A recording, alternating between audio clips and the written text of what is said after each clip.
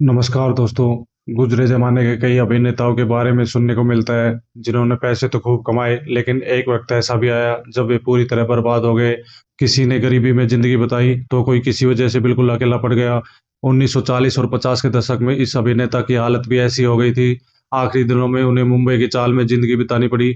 ये अभिनेता थे 16 जो बढ़के और ओ बेटा जी ओ बाबू जी जैसे गानों में दिखे भगवान दादा। उनका जन्म महाराष्ट्र के अमरावती जिले में हुआ था। उनके पिता कपड़े की फैक्ट्री में काम करते थे। शुरुआत में परिवार की आर्थिक मदद के लिए भगवान दादा ने भी मजदूरी की, लेकिन उन्हें फिल्मों का शौक था।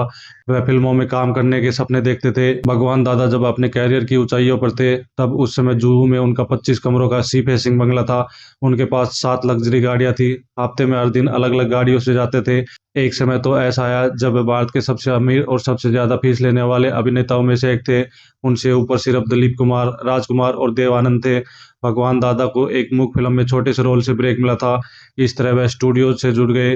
उन्होंने फिल्म मेकिंग सीखा। वह कम बजट की फिल्में बनाने के मास्टर हो गए थे। वह फिल्म के सेट पर कास्ट्यूम डिजाइनिंग से लेकर खाने के अरेंजमेंट तक का सभी काम किया करते थे। कोई भी काम करने में वह हिचकते नहीं थे। 1938 में उन्होंने पहली फिल्म बहादुर किसान का सह निर्देशन किया। 40 के दशक में भगवान दादा ने छोटे बजट की एक्शन फिल्मों से लोकप्रियता हासिल की। 1942 में उन्होंने जागृति प्रोडक्शंस बनाया और इस तरह वह निर्माता बन गए।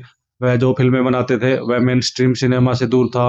एक बार राज कपूर ने उन्हें सामाजिक फिल्म बनाने की सलाह दी और फिर 1951 में उन्होंने अलबेला बनाई, जो उस समय की सबसे बड़ी हिट फिल्मों में से एक थी।